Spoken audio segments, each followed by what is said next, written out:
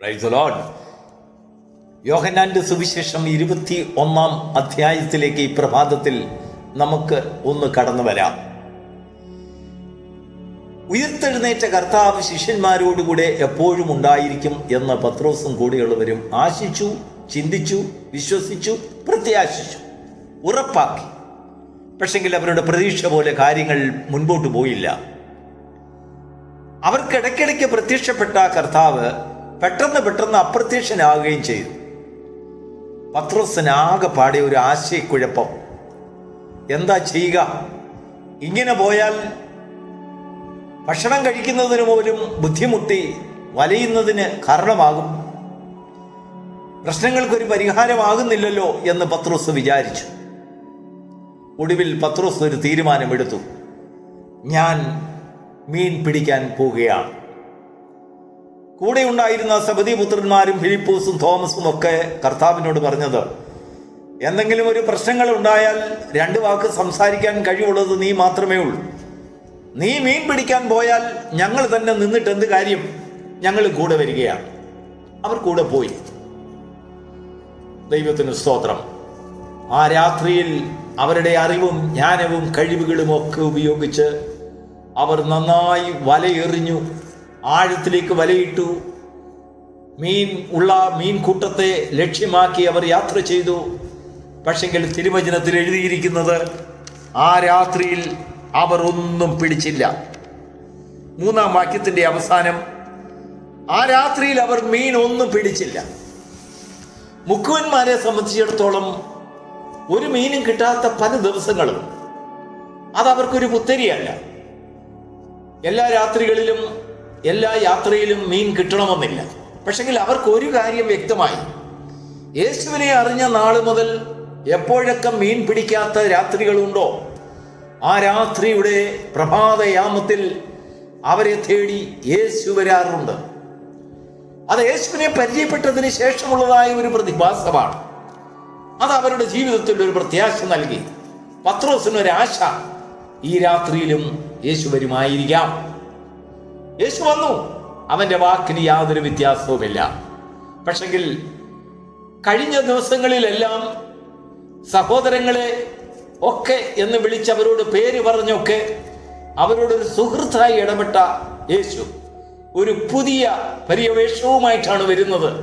അവന്റെ വേഷത്തിലും ഭാവത്തിലും സംസാരത്തിലും വ്യത്യാസം, വാക്കുകൾക്കെല്ലാം വ്യത്യാസം, ഭാഷയെല്ലാം മാറി. യേശു അവരെ അഭിസംബോധന ചെയ്ത വാക്ക്, കുഞ്ഞുങ്ങളെ കൂട്ടുവാൻ വലുതുമുണ്ടോ?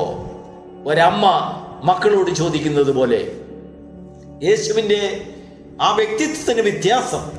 ഒരു മാതാവും പിതാവും എന്ന പോലെ ഇവരെ കുഞ്ഞുങ്ങൾ തൻ്റെ സമപ്രായക്കാരെ വിളിക്കുന്ന അഭിസംബോധന ചെയ്യുന്നത് കുഞ്ഞുങ്ങൾ.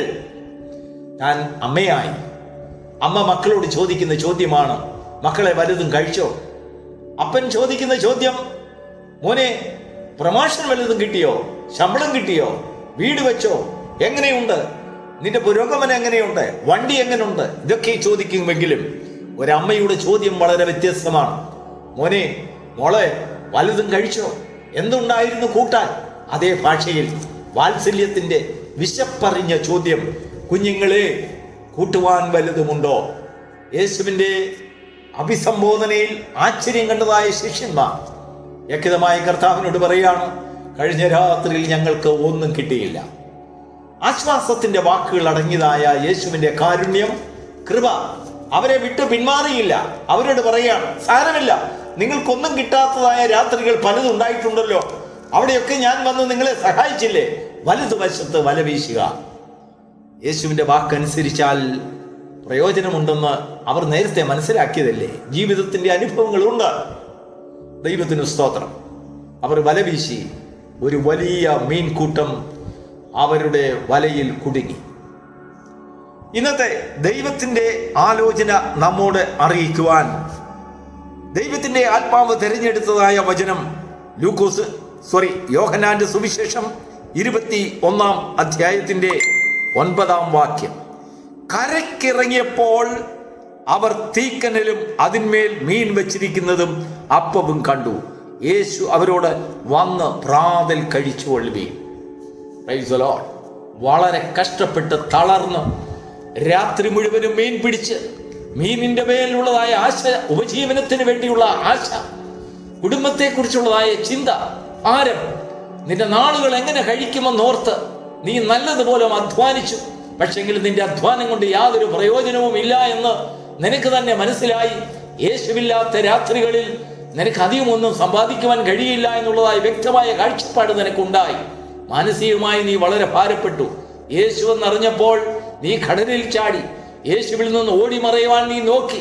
കർത്താവ് അടുത്ത് വന്ന് വിളിക്കുകയാണ്, കുഞ്ഞുങ്ങളെ അടുത്ത് വരിക, കൂട്ടുവാൻ വല്ലതുമുണ്ടോ? അവർക്ക് വേണ്ടി കരുതിയിരുന്നത് എന്തെന്ന് അവർ മനസ്സിലാക്കിയില്ല.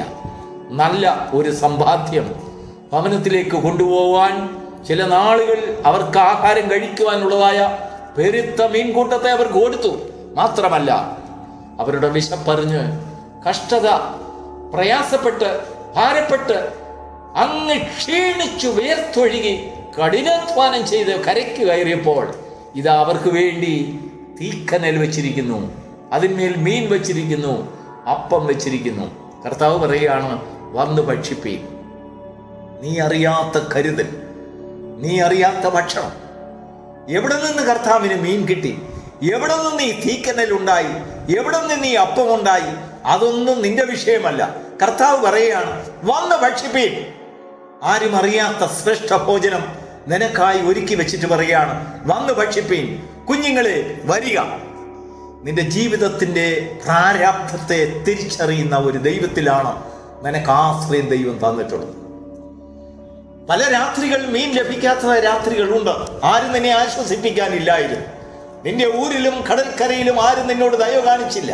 പക്ഷെങ്കിൽ യേശുവിനെ തിരിച്ചറിഞ്ഞ നാൾ മുതൽ, യേശുവിന്റെ വിളി കേട്ട നാൾ മുതൽ, അവനോടൊപ്പം സഞ്ചരിക്കുവാൻ തുടങ്ങിയ നാൾ മുതൽ, നീ ഒന്നും പിടിക്കാത്ത രാത്രിയിൽ നിന്റെ അവസ്ഥയെ അറിഞ്ഞ് നിന്നെ തേടിയെത്തുന്ന ഒരു ദൈവത്തിന്റെ സ്നേഹമുണ്ട്. അന്ന് നിന്റെ സ്നേഹിതനായി വെളിപ്പെട്ടു എങ്കിൽ ഇപ്പോൾ നിനക്ക് അമ്മയായി, അപ്പനായി യേശു കടന്നു വന്നിരിക്കുന്നു. നിന്നെ വിളിക്കുന്ന വിളി, കുഞ്ഞുങ്ങളെ, പ്രൈസ് ദി ലോർഡ്. ഈ ദൈവത്തെ കാണുവാൻ അപ്പനെയും അമ്മയുമായി നിനക്ക് നിന്നോടൊപ്പം നിന്റെ ദയ കാണിക്കുന്ന നിന്റെ കുടുംബത്തിന്റെ അവസ്ഥയെ, നിന്റെ സ്നേഹത്തിന്റെ വാക്കുകളെ നിനക്ക് നേടിത്തന്ന് നിനക്ക് വേണ്ടി സമ്പാദിച്ചു വയ്ക്കുന്ന, കരുതുന്നതായ, നീ അറിയാത്ത ഭക്ഷണം കൊണ്ട് നിന്നെ തൃപ്തനാക്കുന്ന, നിന്റെ കുടുംബത്തെ പുലർത്തുന്ന, നിന്റെ കുഞ്ഞുങ്ങളെ പോറ്റുന്നതായ, നിന്റെ നിലവിളിക്ക് ഉത്തരം നൽകുന്നതായ, നിന്റെ അരിഷ്ടതയിൽ നിന്നോട് ദയ കാണിക്കുന്നതായ യേശുവിനെ പരിചയപ്പെടുത്തുന്നതായ പ്രഭാതമാണിന്ന്. കർത്താവ് വിളിക്കുന്നു, വരുവീൻ, വന്ന് ഭക്ഷിപ്പീൻ. തീക്കനൽ കണ്ടു, മീൻ കണ്ടു, അപ്പം കണ്ടു. അർത്ഥങ്ങൾ പലതുണ്ട്, വിപുലമാണ്. അനേകം കാര്യങ്ങൾ ആത്മീയമായി സംസാരിക്കാനുണ്ട്. പക്ഷെങ്കിൽ യേശു നിന്നെ സ്നേഹിക്കുന്ന സ്നേഹത്തിന്റെ വിധം അറിഞ്ഞ്, ആ സ്നേഹത്തിന്റെ വിളി കേട്ട് നിന്നെ യേശുവിന്റെ അടുത്തേക്ക് വരുവാൻ ഈ പ്രഭാതം നിനക്ക് ഉപകരിക്കുന്നെങ്കിൽ സ്വർഗത്തിന് സന്തോഷമാകും. നീ അതിന് അർഹനായിരിക്കുന്നതിനാൽ ദൂതന്മാർ നിന്റെ സംഗീതം ഏറ്റുപാടും. God bless you.